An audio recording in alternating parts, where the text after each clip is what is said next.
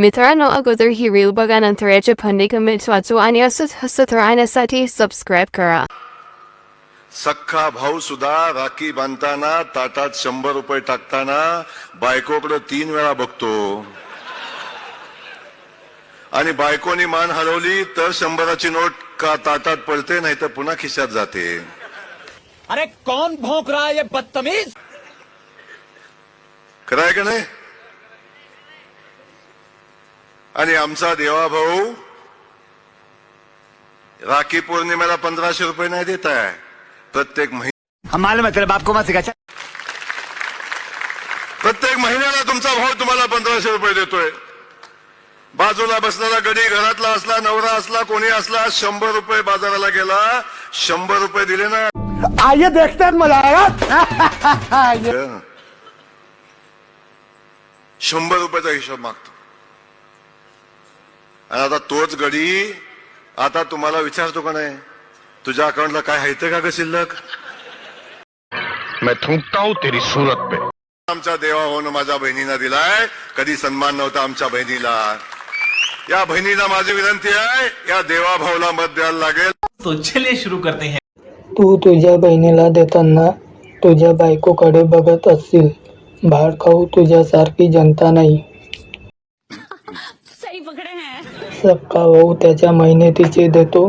देवाभाऊ जनतेचा पैसा अर्धा जनतेला देतो, अर्धा स्वतःला ठेवतो. 1500 रुपये तुझ्या बायकोला दे आणि महिनाभर चालव म्हणाव घर.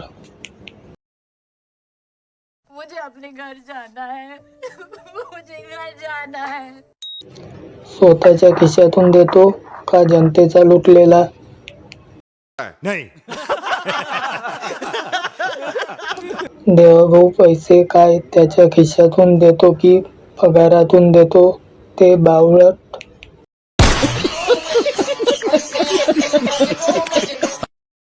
अरे मूर्खांनो, हा पैसा जनतेचा आहे, तुमच्या बाप्पाच्या घरचा नाही.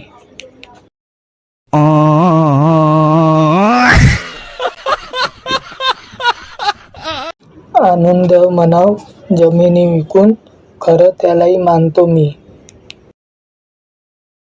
क्या बात है सर, क्या बात है सर, क्या बात, ये बात है.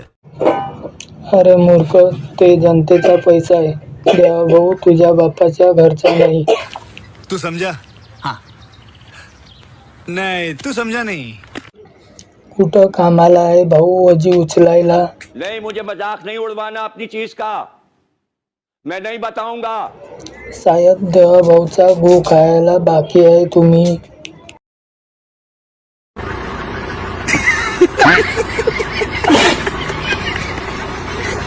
अगर तुम लोग नए हो तो सब्सक्राइब करो. वो जो लाल वाला बटन है उसके साथ स्कैम करो या फिर महफिल जमाओ, मुझे नहीं पता, बस क्लिक हो जाना चाहिए. अब मैं भी जा रहा हूं, मुझे पार्क में स्टंट्स मारने जाना है.